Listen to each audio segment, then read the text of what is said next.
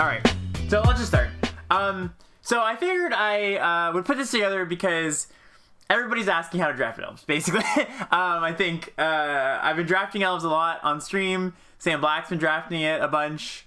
And it's kind of, I was saying yesterday, I think it's really interesting that Kaldheim has kind of evolved way more than draft formats recently. Basically, I think this format's really deep in the sense that it's still a month into the format, and we're still kind of uncovering things, right? This definitely didn't really happen with Zendikar, M21, Ikoria a little bit, but I feel like that even was solved a little bit sooner, right? And I feel like this is probably the last evolution in the meta, but who knows? Maybe there's decks that we haven't discovered just yet. But I think this is the last stone unturned, basically. So let's just get into it. Basically, I'm just going to be talking about the important cards in the deck, a little bit about the deck in general, what the deck wants to do, all that kind of stuff.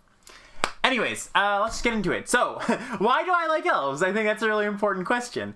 Why did I all of a sudden start drafting this deck when I wasn't doing it and nobody was really doing it for the first month of the format? Well, it's way better than we all thought it was, first of all. I don't know why we just collectively said, elves is bad, let's not draft elves. I mean, I'm included in this. I said this myself. I was like, elves is not a deck you should be drafting. I think partially because black is bad, right? And I still retain that black is bad.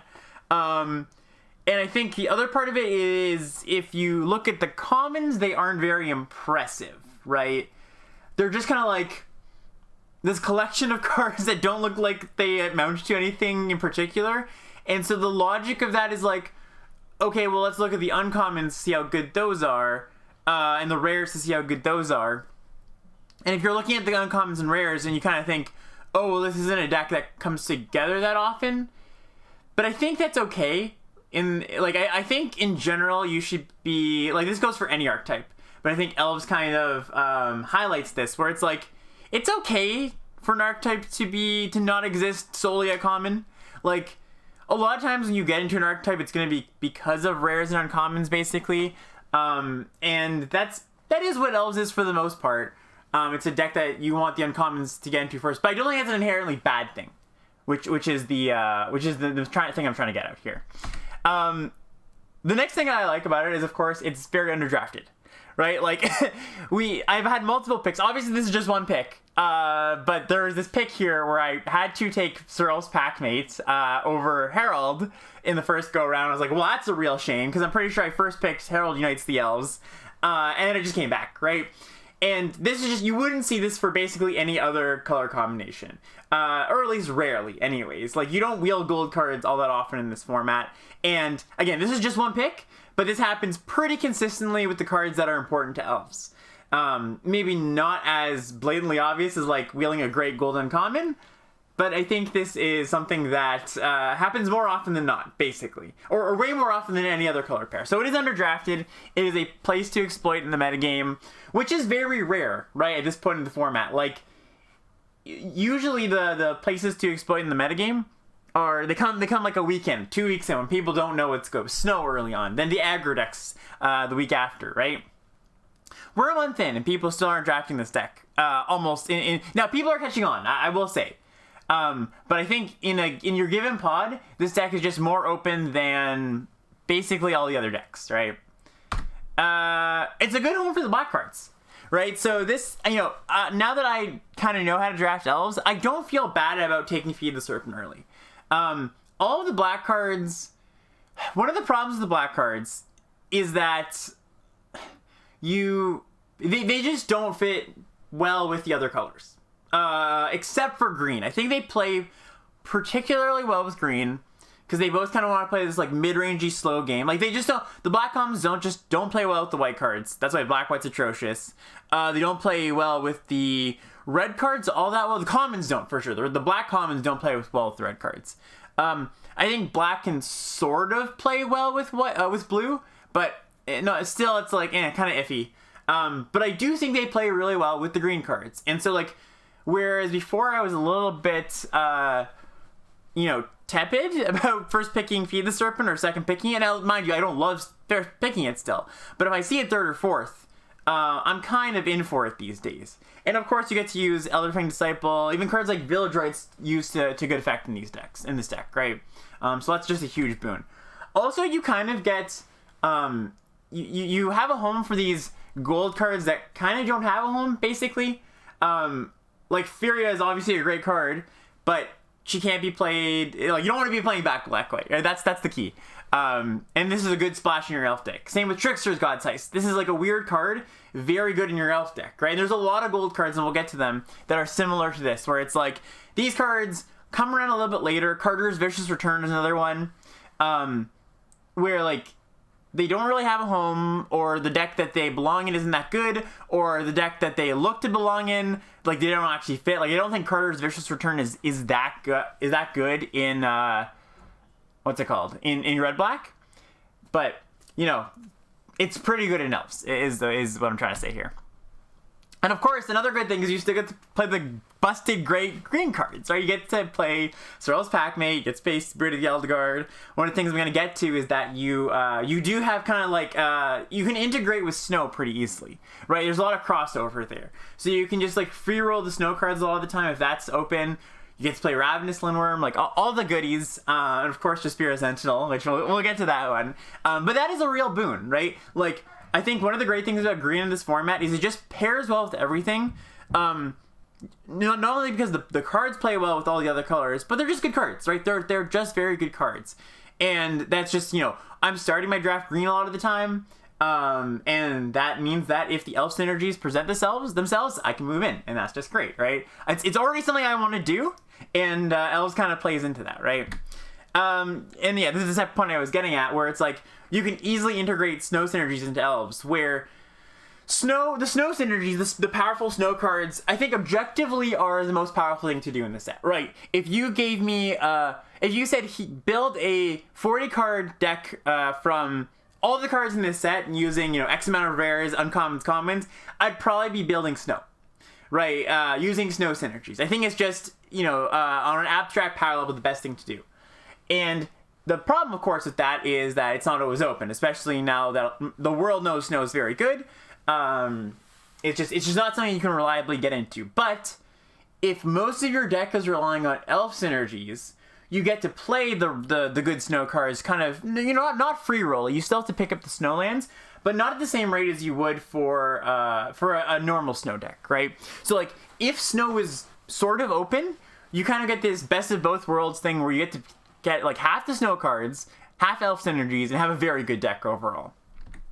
So let's get into what the deck is trying to do. So first and foremost, elf synergies, of course. This one's obvious, right? Like, a lot of the elf synergies are at rare, like I noted, or at uncommon, but you're trying to make use of the fact that a lot of the cards in your deck are elves, and obviously there's the cards like Herald Unites the Elves to tell you put a lot of elves in your deck. There's some more subtle ones that we'll get to. I do want to note that, like, when I'm talking about elves here as a deck, and I was joking last night on Discord that, like, I think elves is almost more of a mindset rather than a deck. Like, when I'm talking about an elf deck, where it's like kind of this like rampy, grindy deck, it doesn't even need that many elves a lot of the time. Like, yes, you can be like the 12, 13, 14 elf deck and play all the elf synergy cards, but you can also be kind of this just like grindy mid-range black-green deck with like lighter on elf synergies that won't play the balls to the wall, Herald Unites the Elves, like all in elf cards, So some of the elf decks will play these elf synergy cards, some of them won't, or some of them will be less reliant on them, basically. The next round is Splish Splash, I think. And another thing that's nice about this deck is it is a way to Splish Splash without relying on the Snow cards, or without relying on the dual lands, because you get to play Jaspira Sentinel. And Jaspira Sentinel is not a card that every Snow deck can run, because a lot of the Snow decks are kind of low on creature counts, right? They kind of have like 13 creatures, 12 creatures sometimes. They're playing like Behold the Multiverse, all these like draw spells. They're playing like, Glittering Frosts, which, is it kind of is standing for Jaspira Sentinel, but I think Jaspira Sentinel, if I can put Jaspira Sentinel in my deck rather than Glittering Frost, then that's a huge boon, right? So you just get to have this this synergy card that also fixes you and also helps you do all the all the splish splash things that the snow decks get to do, the elf decks get to do too, right? And you don't have to rely on getting past the dual lands, which is really nice. The third thing it's trying to do here is kind of, it has, so you've got the elf synergies, you've got the splish splash stuff, and it's all tied together with the fodder engine, like is what I would like to call it, where you have all these like crappy little elves, these Elderfang disciples, even like just Spirit Sentinel, even like the 4 mana, the 3/2 that makes a 1/1, right? And the deck kind of is all tied together by making use of all these like medium looking cards that just kind of help you churn through your deck and make use of these like small creatures that don't really do anything. So like Draugur's Helm's a really good card in this deck to equip to your smaller creatures after they kind of outstayed their welcome. Demonic Gifts can help you buy back your Elderfang Disciple and some high rarity cards. Yarl's a decent card in this deck. I really like Village Rites. Like I'll play 3 copies of this card a lot of the time if I have enough fodder. I noted before, Carter's Vicious Return, pretty good in this deck. These 2 cards in tandem, Raise the Draugur plus Village Rites, is kind of a nice combo with all these ETB creatures. So yeah, this is like the glue of the deck basically, right? Where big picture you're trying to assemble elf synergies and splish splashing. This is the glue that ties it all together. All these like small trinkety creatures that kind of look crappy on their surface, but you find ways to use them. So let's get into some important cards here. Spirit Sentinel. So I want to go on. I'll try not to spend too much time on Spirit Sentinel, but this is definitely the card that has turned those heads in the past week of drafting. I think where like I've come way up on the card. Sam Black is also a firm supporter of the card. Did I have a typo in there? Whoops. And I think that, so let me get to the core of why I like this card, right? It is, yeah, Ben Warning was right all along, exactly. It is a mana elf that you have to tap a creature for, right? And that, I think that looks inherently bad, right? That looks like, we've seen so many cards like this in the past, where it's like, why would you want to play this card? Like this is a huge tempo loss. You need another resource to activate it, right? And yes, that's true, but the way I would put it is the what you gain from the ability to splash like almost anything, really. If you have 3 of these, your deck can have you can just kind of be wild with your deck. You can be pretty ambitious with your mana base. Not like play anything, but you can really stretch the boundaries if you have 3 of these, right? And the explosiveness that this card gives you, I think, makes up for the fact that like the mana tapping ability is kind of awkward, right? So yes, it's a downside, but the upside, the pros outweigh the cons, basically, is what I would say. And another reason why this card is much better than it would be normally is because there's ways to use it. All these ways I was talking about to make use of small creatures, you can use just Spirit Sentinel for those once it's outstayed its welcome. Also, like really good with equipment, really good with ways to sack. Obviously, Elf Synergies has something to do with it too. You can just like, a lot of games come down to, okay, well, I can probably race them on the ground, but they have a flyer or 2, but my Spirit Sentinels can chump for 2 turns and I'll win that race. Like, that also matters too. And like, I played a deck with 6 of these the other day, and it was great. It was fantastic. I had like 14 lands, and it could just play basically any card I wanted, right? So this is a pretty darn key card for the deck, I would say. Where you're taking them, so I will not shy away from like 4th picking this card. I have 2nd picked this card, and it's not that I think a lot of people look at this card and they're like, oh, don't you want to wheel this card? And it's like, I could try to wheel the card, but I think it's so important that if I'm in a pod that values them as highly as I am, and we're getting there. We're getting to the point where people start to like this card, especially because Luis mentioned it, Unlimited Resources this week as a card that he kind of likes. So that obviously influences the draft population at large, right? If I can ensure I have 3 of these, that makes my draft so much easier. I don't want to play this game where I'm playing game of chicken of like, okay, I could wheel these, I could not. Like, it just makes future picks a lot easier if I know I have them. So I'm taking them early, basically, right? The thing you do, of course, need to ensure is that you have the 2 drops to enable it, right? You need a high creature count, and that's what's great about this, right? Where this deck just has a high creature count, it can enable Sentinel, but make sure you have, you know, 5/6/2 drops. Like, it's not terrible if you have like 3/2 drops and additional sentinels, because the sentinels play well with each other too. But you just need a lot of early creatures, basically. Yeah, and these are some of the better ones. Packmate counts as a 2-drop, because what you can do a lot of the time is like play Sentinel, foretell Packmate, flip up Packmate, and then cast another 2-drop, or like foretell another card or something. So still gets that effect, basically. And Packmate, obviously, is always great. Packmate draws you into more gas to cast things off of Jaspira Sentinel. Another thing, sorry, I just want to go back to Jaspira Sentinel too.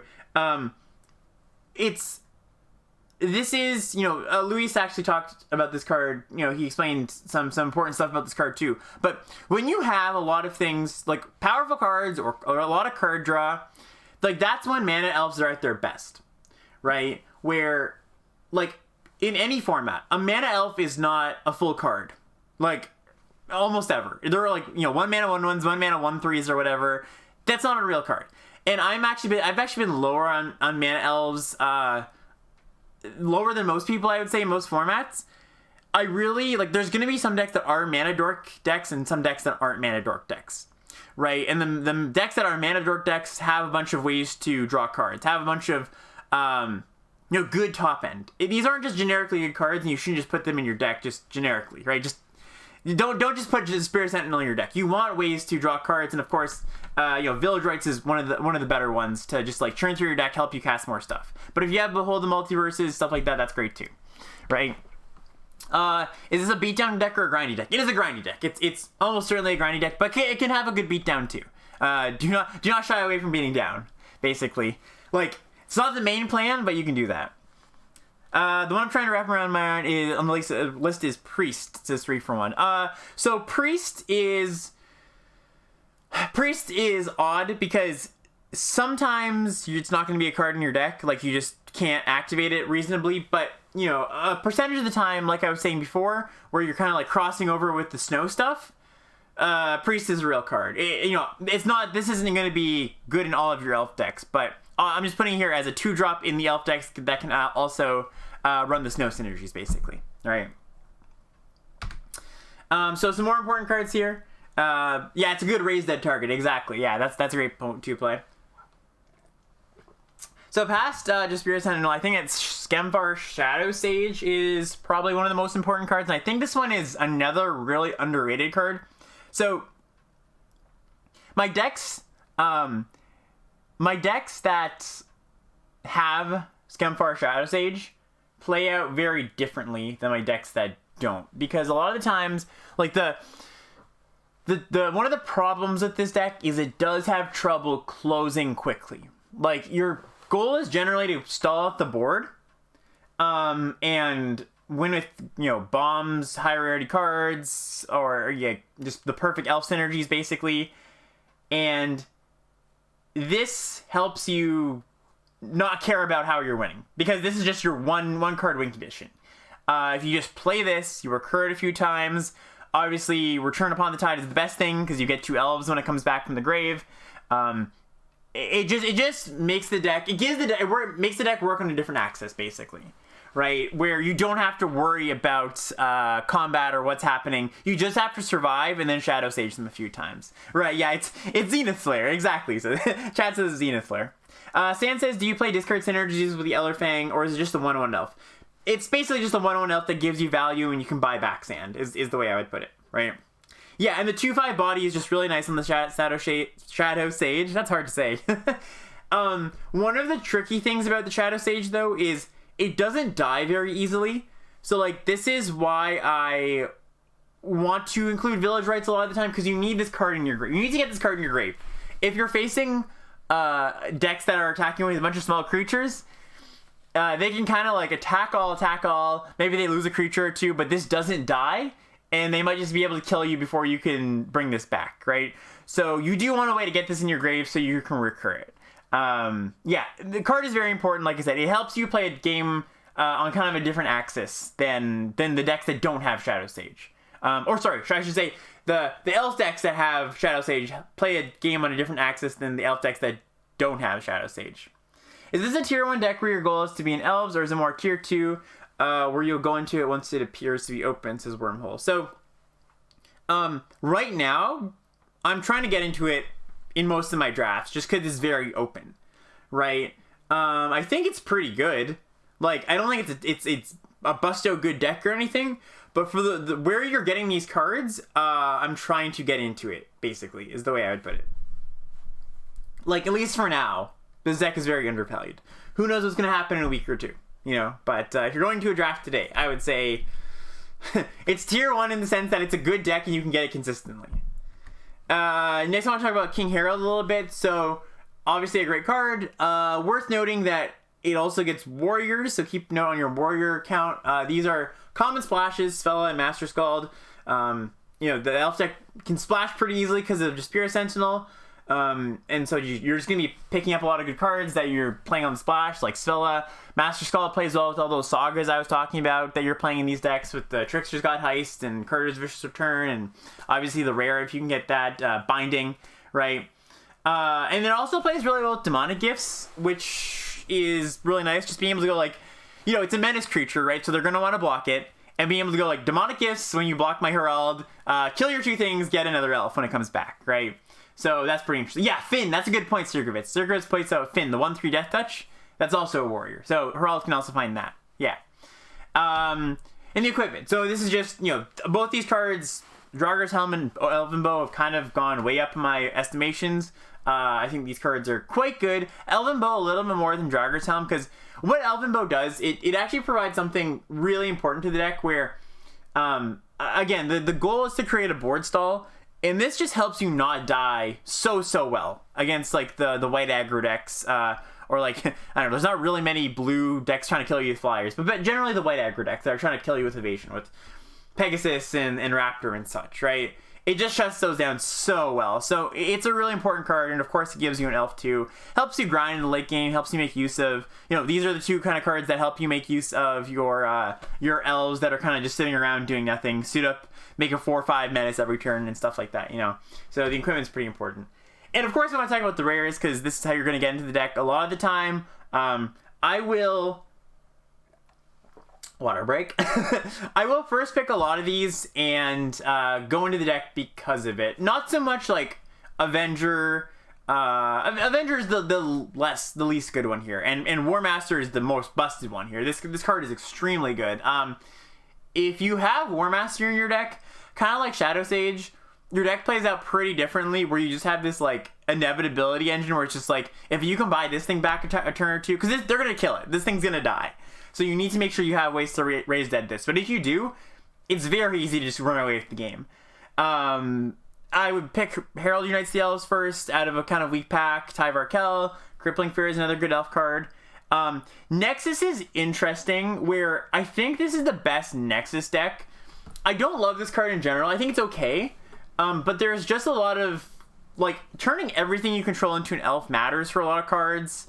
Like, you know, for Avenger, basically all the cards here, basically it works with Herald too, works with the Shadow Sage, right? Because you're not going to play, like, not every card in your deck is going to be an elf, right? But you can just pump out a bunch of elves, which, again, makes use of all these cards that help you use your expendable fodder creatures. So Nexus works with those, and the line of make all your creatures into an elf actually matters, right? Yeah, exactly, Beers. I think it is best in, well, no.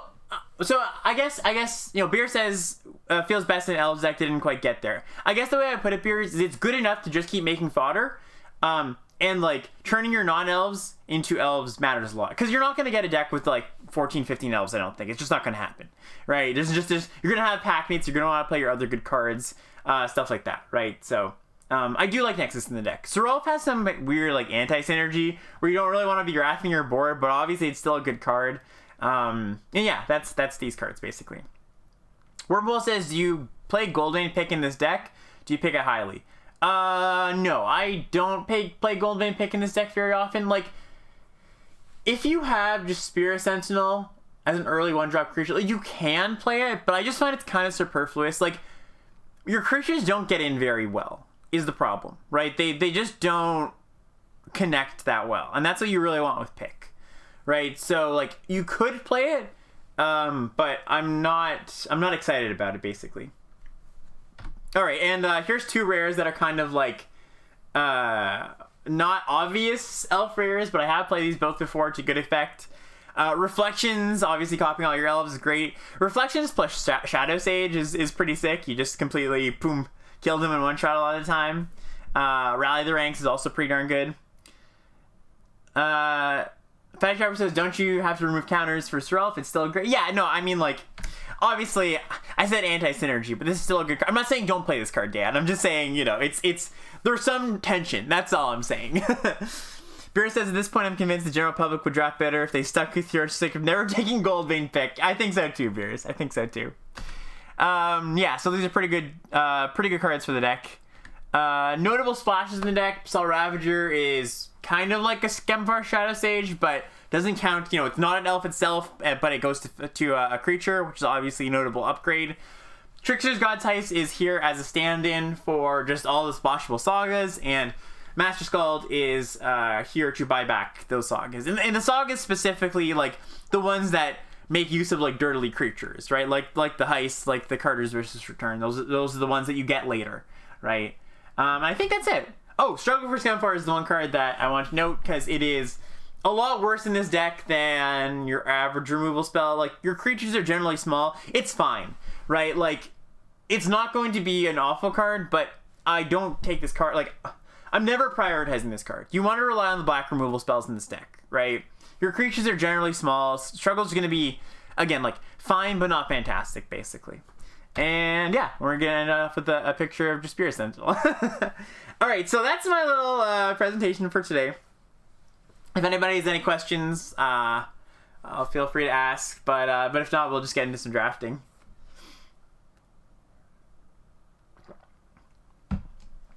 Jason! Jason, yeah, you missed it.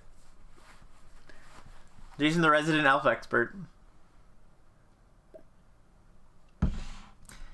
How do you win in this deck without Sage? There's, like, a lot of ways to win. Like, you don't have to win, like, rares, right? Like, the nice thing about this deck is that you can just pick up all the powerful cards you see in pack 3. Because if you have the Sentinels, if you're prioritizing the Sentinels, right?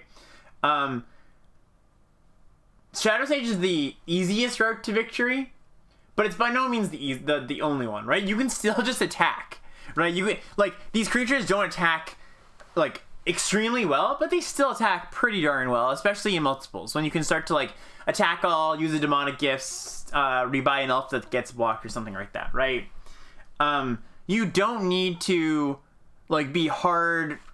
I'm going all in on Shadow Sage to, like, and it's the only way to win. Definitely not. It's just the easiest way to win, right? Yeah, King Harold's Revenge. I should have mentioned that one, actually. That's one card I missed, Jason, is that King Harold's Revenge is a decent card in these decks, too, if you're short on ways to win. Is Bloodsky Berserker good here with all the cheapies? Generally, I find I don't play that card. Like, you can, Sand. You can play Bloodsky Berserker, but, like, it's not super conducive to this deck's plan. Like, I'm just not attacking all that often. And, like, you don't need to attack for that card to be good, but I'm trying to stall out the board, and that card doesn't block well until turns 4 or 5 in this deck. I mean, you can double stall a Sentinel in turn 3, which is pretty nice. So I wouldn't be opposed to playing it. I just think it's not a priority, basically. Oh, Coma's Faithful and Death Knell Berserkers. Yeah, good point, Obama. So I didn't note those. I think Coma's Faithful is fine. It's just like a okay filler card, basically. Like, it's nice to help keep you alive, and it fills your grave for, like, Raise the Draugr and Return Upon the Tide. But it's not like I'm excited about it. Death Knell Berserker, the 2/2 that dies into a 3/3. There's not a ton of ways to pump your elves. So, like, it's basically just a 2-mana 2/2 elf in your deck, and you will play that some percentage of the time when you just have a lot of elf payoffs. Like, the more elf payoffs you have, the more willing I am to play just, like, 2-mana 2/2 elf, you know? And you will play it because if you need 2s for your just Spirit Sentinels, but it's not like, it's not as good in a deck that can, like, you know, it's not like in, like, red-black where you're, like, actively attacking with it and they feel the need to block. Like, it's good with bow, too. It's good with the equipment that you want to play, but it's not like a key card by any means. I don't want Mammoth Veil or Snakeskin, or Mammoth Growth or Snakeskin Veil in this deck. Snakeskin Veil specifically I don't care about, because like everything, like the whole idea of this deck is all of your creatures basically are expendable, right? There's no individual creature you care that much about protecting. Now, if I have some bombs, sure, maybe. But it doesn't play a role I really want. And Mammoth Growth, I, again, don't really want that card because this deck's not that interested in attacking. You can also, worth noting, Dwarven Hammer is a pretty good splash in this deck. Just because, like, Jason's familiar with this, but, like, Jund is a pretty common combination for Elves. Just because you have Spella and Cardor and, like, all these powerful red cards that you want to splash. And then Dwarven Hammer is pretty good there. Just another way to use your creatures. Alright, so here's one I had just last night. It was pretty darn good. Obviously has some bombs, but that's the nice thing about this deck, that you can just pick up, like, I picked this up late, I picked this up late, I picked this up pretty late. Right? So this deck doesn't, and this too, I think. This deck doesn't have Shadow Sage, but Shadow Sage kind of replaced by just good cards, right? And it still like has like these elf synergies, obviously, just ways to use the cheap, use just Spirit Sentinel to good effect. So that's just one deck I had. Here's another one. This is the 6 just Spirit Sentinel deck, which had 14 lands, which was fantastic. This deck was very good, I think. 3 Village Rites, the Disciples. These just play well together. And, like, you can kind of just play whatever you want color-wise. Like, I'm not playing any mountains. I'm not playing any plains, right? Yeah, this deck was great. And the last one I'd bring up here is this one. This one is pretty run-of-the-mill, aside from the fact that it has Valky. Like, this was a 7-0 deck. And I didn't cast Valky all that often. It was basically just off the bat of the elf synergies a lot of the time. I ran 15 in this deck, Wormhole. I ran 15 lands in this deck. Oh, sorry, 14 lands in this deck. With 3 Sentinels, yeah, I think you can get away with 15 if you have a low enough curve. But that's, like, you don't want to have Lindworms. You want to have, like, cheap things. And Foretell cards. Right, so you don't need to hit your land drops 5 and 6, basically. Anyways, I know, right? Waking wasn't great in this deck, Beers, but it was decent. It was still a fine include. Not the best Waking deck. 14 land Waking. Still did a lot of work though. Anyways, that's I think that'll just conclude that, and we'll set up some draft skis.